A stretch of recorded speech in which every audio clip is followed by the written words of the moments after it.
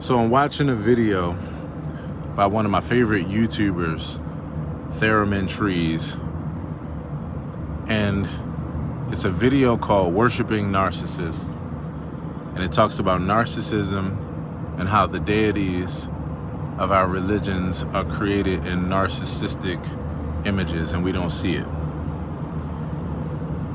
And I'm going to post the video under this in the comment section of this video for you to check it out. And so as he's going through the characteristics of narcissism as it pertains to the Christian deity Yahweh, he gets to some point where he mentions something in the book of Job that I have been talking about for years, and I never heard anybody else mention it until now. And it was just like a breath of fresh air. So I grew up, like many other people that's in my demographic and in my community, I grew up as a Christian, and I grew up hearing the Bible stories, and I grew up learning them and even adopting them myself. And so whether it was, story of Noah, story of Genesis, story of Job, these are a lot of stories that I grew up believing and accepting myself. So as I got older, I got to some point where I started having some questions about these things, and I started seeing a lot of things didn't add up, and they only made sense when I was under the wrong impression of things, or I lacked education. So I came to a new place. So in that, I figured out a lot of things, and there was a lot of things I was like, wow, people don't think about this. And so here's the one that came up in this video, and I had to stop the video just to do this. As he's talking about narcissistic traits, and as he goes down the story of the book of Job, first of all, the idea of an entity that would say, I'm going to test a person by having everything destroyed from them, completely destroyed, make them sick and all kinds of stuff, just to prove or see if they love me, is maniacal, and it's very narcissistic. Now, one of the things I hadn't thought about for years until I started studying with Yale, I was in a religious studies program with Yale, and we got to the book of Job, and we got to the part where it talks about things being quote unquote restored to Job, right? And that's supposed to be the highlight of the story. That's supposed to be like the come up, right? But I'm looking at this thing and I'm like, it's something not right about this. And I got to the part that really hit the light bulb on, and it was the part that almost everybody that I know that accepts the story doesn't even bat an eye at. And it was the part where it said that in the midst of all the things that was restored back to Job, one of the things that was restored was the fact that his 10 children were killed in this bet. And so he was given more children. And everybody that I know looks at that as a positive thing. But one day I started thinking, I'm like, wait a minute, there's a huge mistake here. If I lose my car, as much as I love my car, if I lose this car and somebody gives me another Honda Odyssey 2012, even if they gave me another year that wasn't even 2012, let's say it was 2010, that's a pretty even trade. I mean, car is a car. I don't have a personal attachment to a car. I might have a little bit of it, the memories I share, maybe if I named it or something, right? But that's replaceable. Crops are replaceable. Because of being specious, and all of us are, many of us are, most of us are, we see animals as replaceable. This story paints children as replaceable. And I remember when it dawned on me, I was like, wait a minute, this is a huge mistake. And it showed me the humanity in it, as far as the human writing, the human understanding, and the human documenting of something that seems like it made sense, a couple hundred years ago, before we got to this point where we are now, where we know what we know. If you have a child or children that are killed in the midst of a bet or in the midst of a test, you would not see new children as being an equivalent. It wouldn't equal the same thing as getting a car, getting another shirt, getting getting more crops. It wouldn't equal the same thing. So the fact that we have so overlooked that, to me, is really indicative of a number of things that I've, thought about over the years. Because when you really just stop and think, the story paints the idea that that would be a quote-unquote blessing, or that would be a great thing that would equal something to be excited about.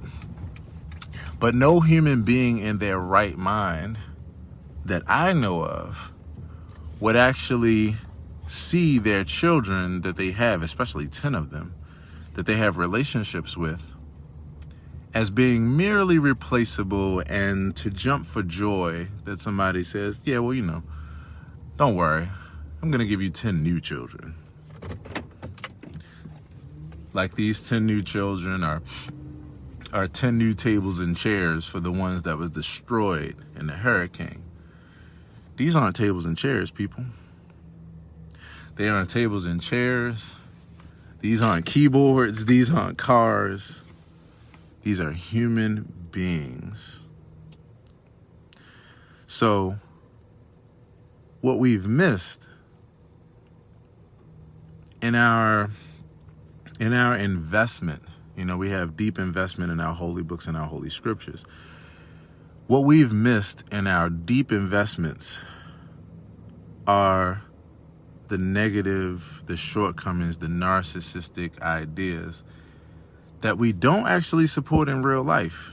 We don't support it out here in real life. I tell people all the time, when I'm just having these kind of conversations, if there was a woman who said that she heard a voice in her head to murder her child, none of us would say, oh, you know what?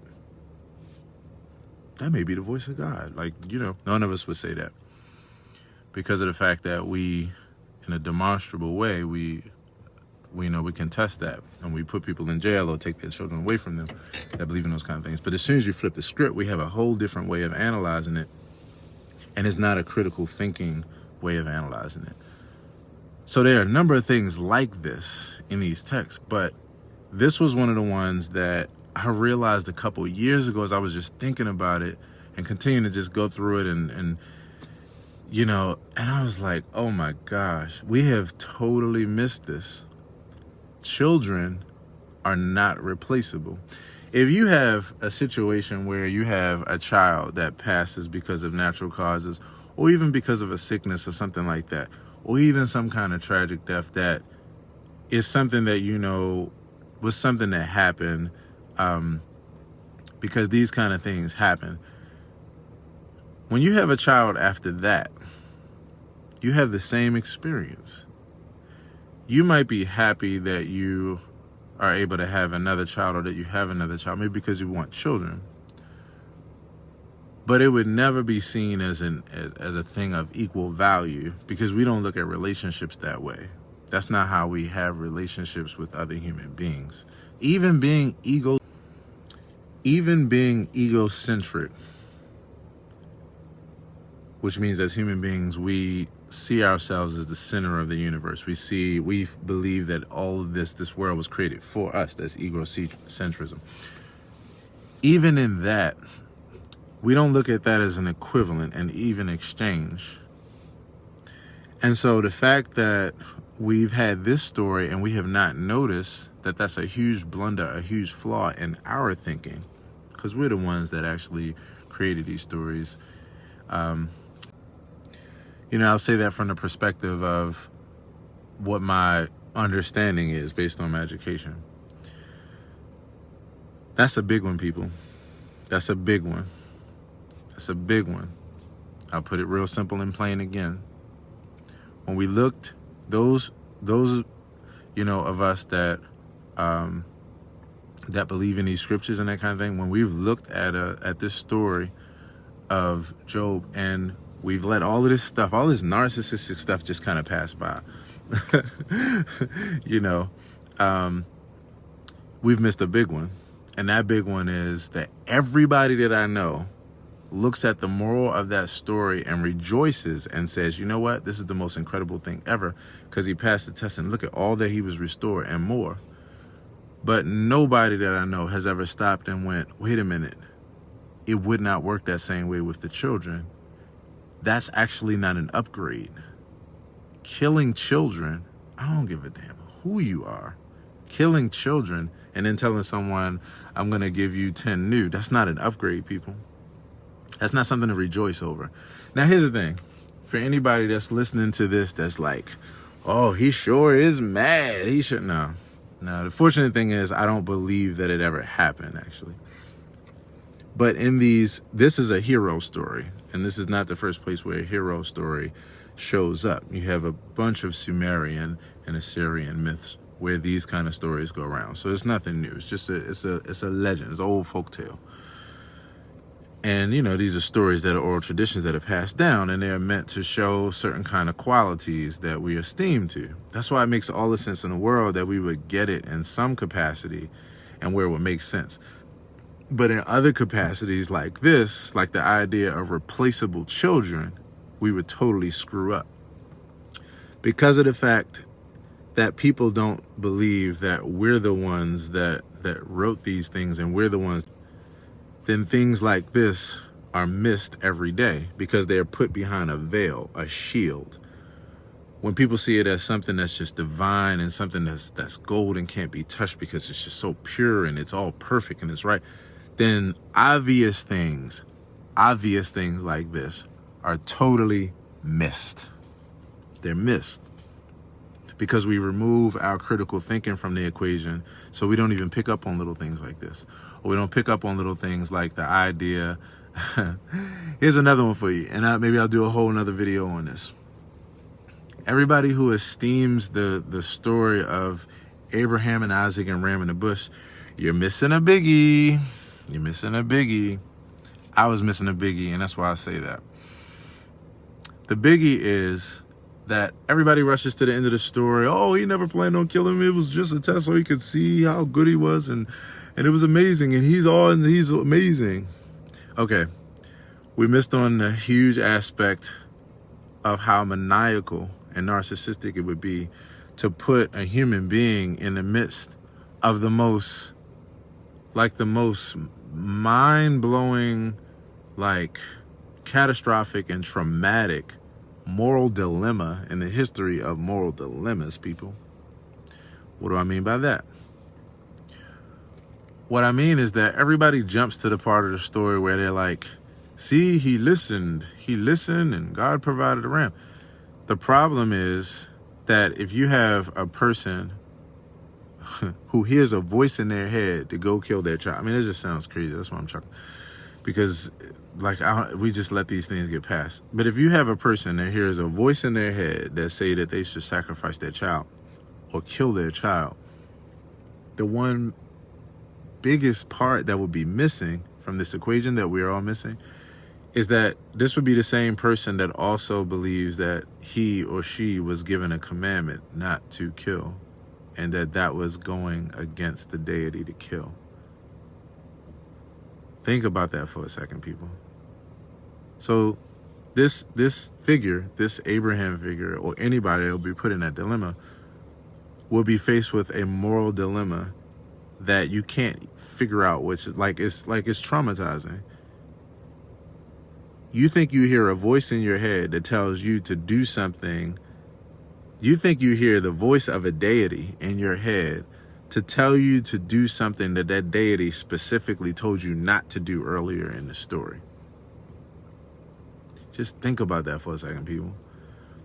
You hear a voice in your head that you believe is a God, is a deity, that's telling you to do something that it specifically told you not to do, and told you there would be grave consequences for doing so earlier. in the story, think about that moral dilemma. So you'd have to figure out in your head if you should do what the deity said first to not kill, or if you should do what you think the deity is telling you right now to kill one of your own. These are huge things that are overlooked, and we take our brain out of the equation and we don't think about them critically. And I believe that the reason why is because of the fact that when you approach a subject with a confirmation bias and you approach it with a bias of it just has to be true, and if it doesn't make sense, it must be me, then you are prone, I am prone, we are prone to miss huge maniacal and negative things like this.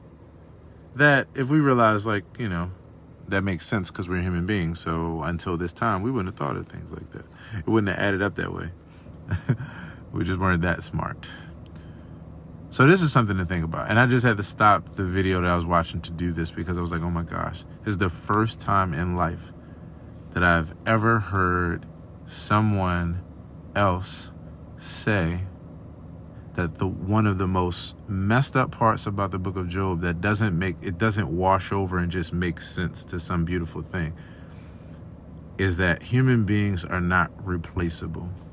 So the idea of restoring back children, if it's not those same children, and even that still like, yo, come on, really? Really? Like you're going to, I mean, just think about that aspect of the story. Really?